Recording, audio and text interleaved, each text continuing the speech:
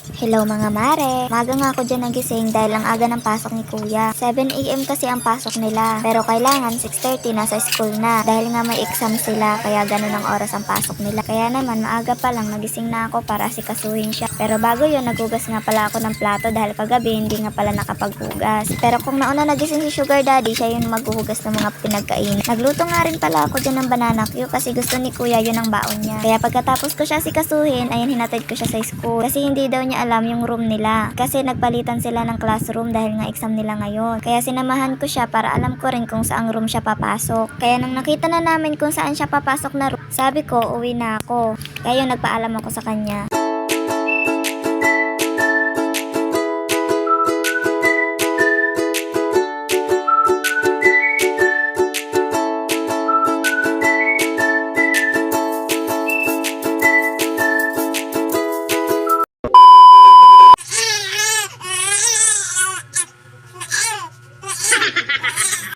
Pag-uwi ko nga dyan mga mare, umiiyak na nga to si baby. Aba galit na galit, gustong manakit. Kaya naisip ng isip ko na ilabas ko na lang muna siya para naman maarawan saglit. At yun na nga, gising na nga si Ate Hopia, kaya naman nasikaso ko na rin siya. Binawasan ko nga rin pala dyan yung bangs niya kasi naman hindi na makakita. So, ito na nga, pakainin ko na nga siya at sabi niya nga Milo na lang daw ang ulam niya. Ay talaga naman, napakaayos.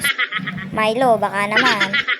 Wala ngang pili sa ulam yan mga mare. Yun nga ang kainaman sa mga anak ko. Talaga naman, kahit anong ulam ay kakainin. Tapos ko na rin pala siya napaliguan dyan. Kaya naman pakainin ko muna bago siya pumasok. Habang ako naman, nagtimpla na rin ako dyan. Para naman mainitan yung sikmura. Kesa naman ulang uminit. Ako nga sanang maghahatid kay Hopia doon sa school. Kaso sabi ng sugar daddy ko, siya na lang daw. Papasok lang daw muna siya saglit tapos uuwi din siya agad. Malapit lang naman yung pinapasukan niya dito sa bahay namin kaya nilalakad niya lang. Ganito nga pala kami sa araw-araw. Salitan kami sa paghatid at pagsundo sa mga bata. Kainaman naman dito dahil malapit lang yung school. Kahit lakarin lang ay okay lang. Inayos ko nga rin pala yung bangs ni Hopia dyan dahil hindi nga pantay. Yung iba napunta na sa EDSA. Hay nako, napakaayos talaga.